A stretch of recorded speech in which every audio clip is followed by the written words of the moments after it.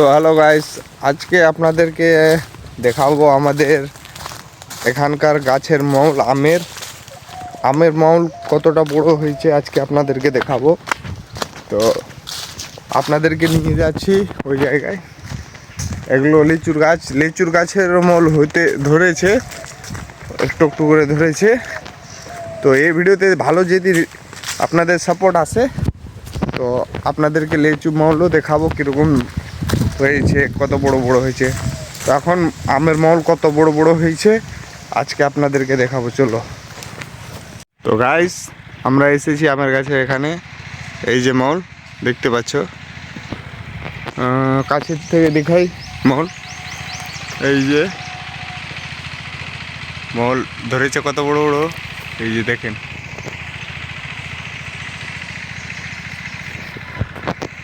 আছে অনেকটা মৌল ধরেছে গাইস গাছে।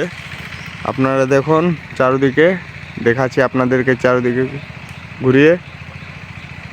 এই যে ভালোভাবে দেখাচ্ছি আপনাদেরকে, এই যে মৌল আম ধরার অবস্থাতে হয়ে গেছে, একটু মানে বড় হয়ে গেছে। এবার আম ধরে নিবে ফলটাতে, সব ফলটাতে। আর গাছে মৌল অনেক ভালো হয়েছে, দেখতে পাচ্ছেন কতটা মৌল হয়েছে। পুরো গাছ ভরে আছে মৌলে।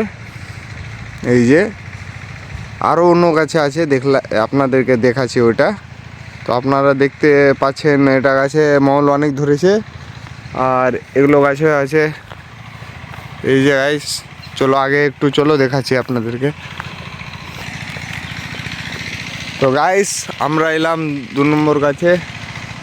আপনারা এই গাছটাও দেখতে পাচ্ছেন কতটা মৌল ধরেছে, প্রচুর মৌল ধরেছে। আম ধরবে তখন আপনাদেরকে দেখাবো কতটা বড় বড় আম হয়েছে।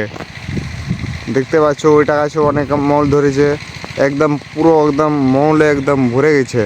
পাতা তো পাতা একদম কম আছে, মৌল প্রচুর আছে। তো আপনারা দেখতে পেলেন, আপনাদেরকে ঘুরিয়ে দেখিয়ে দিচ্ছি চারো সাইড গাছের।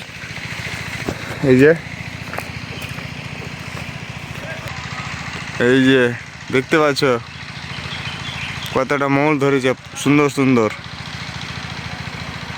আর এই ভিডিও যদি আপনাদেরকে ভালো লাগে, লাইক সাবস্ক্রাইব কমেন্ট করে দিন।